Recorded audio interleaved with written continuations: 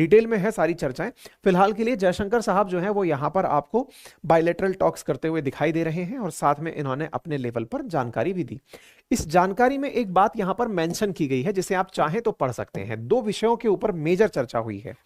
इस बार हमने Chabahar port की चर्चा को वापस से रिवाइव कर दिया है, यानी इंडिया ये समझ गया है कि भैया हमें अपने लिए खुद ही चर्चाएं करनी होंगी, नंबर एक। और नंबर दूसरा, भारत ने जो इंटरनेशनल नॉर्थ साउथ कॉरिडोर बनने की बात थी, जो ईरान से रूस को कनेक्ट करने के लिए हम नॉर्थ साउथ कॉरिडोर की बात कर रहे हैं, हम उस कनेक्टिविटी प्रोजेक्ट को लेकर के भी चर्चा वापस से अपनी जोर दे दिए हैं। तो आप ये देख सकते हैं 15 तारीख का भारत के विदेश मंत्री का ट्वीट है जिसके अंदर लिखा है कि हमने हमारे इन दो मुद्दों के ऊपर सबसे ज्यादा बातें की हैं। ठीक है, इसके साथ साथ हमने यहां पर गाजा की सिचुएशन, अफगानिस्तान, यूक्रेन और ब्रिक्स कॉपरेशन के ऊपर बातचीत की है। और यह बात सही है कि भारत ने गाजा विषय के ऊपर, आपको याद होगा गाजा के अंदर जो हमास का काम है वो Hamas is supported by Israel हो रखा, वो Hamas is supported by Iran हो रखा है।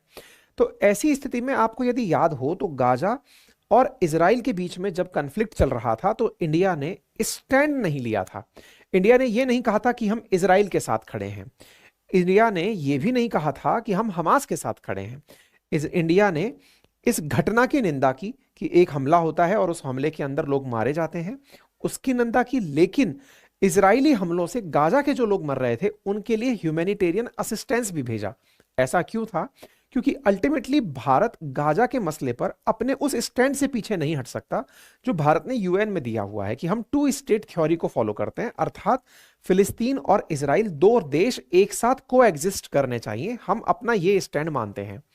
ऐसी स्थिति में ईरान को भारत अपने लेवल पर यही कहता आया है कि हम इजराइल के समर्थक नहीं हैं कि इजराइल गाजा को मिटा दे, ऐसा नहीं है। भारत ने इजराइल के ऊपर हुए हमले का विरोध किया तो गाजा के साथ में खड़ा हुआ कि चलिए आपकी मदद करेंगे। और यही बात इंडिया के विदेश मंत्री ने यहां जाकर कही भी है। इस प्रकार की बातें हमने यहां पर रखी भी हैं।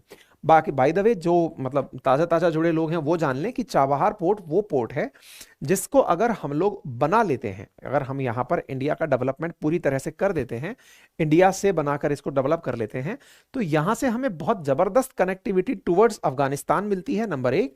और दूसरा, सेंट्रल एशिया के लिए हमें बहुत अच्छी कनेक्टिविटी यहां से प्राप्त होती है। ठीक है ना?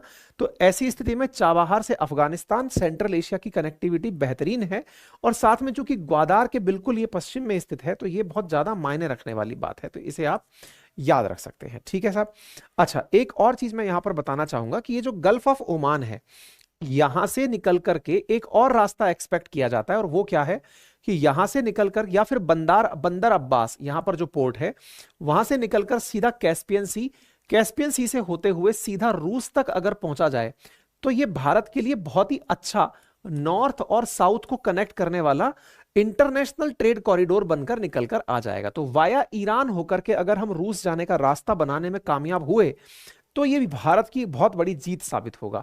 यही कारण है कि चाबहार के साथ साथ भारत ने अपने स्तर पर इस नॉर्थ साउथ कॉरिडोर की भी बात की। और ये वो पुरानी बात है जिस समय यूएस ने हमें वार्न किया था और अमेरिका ने वार्न किया था ईरान से तेल ना खरीदें, और ईरान इंडिया और चाइना के नजदीक आया था कि साहब हमसे तेल खरीद लीजिए, और इसको कैश करा ले गया था चाइना और हम पीछे रह गए थे।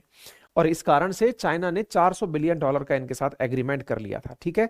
और हमने इस बात पर चर्चा भी की थी कि अब कहीं ऐसा ना हो कि चाबहार पोर्ट हमारे हाथ से छिन जाए। पर खैर कोई नहीं, देर से आए दुरुस्त आए, भारत फिर से एक्टिव हो गया है और भारत फिर से एक्टिव होकर के ईरान के पास पहुंचा है और प्रॉपर तरीके से यहाँ के minister of road and urban development से मिला है। अब अच्छा, इसमें एक पॉइंट क्या है, चाबहार पोर्ट तक की तो बात समझ में आती है, लेकिन यहां से आगे अफगानिस्तान तक जाना है तो सड़क बनानी पड़ेगी।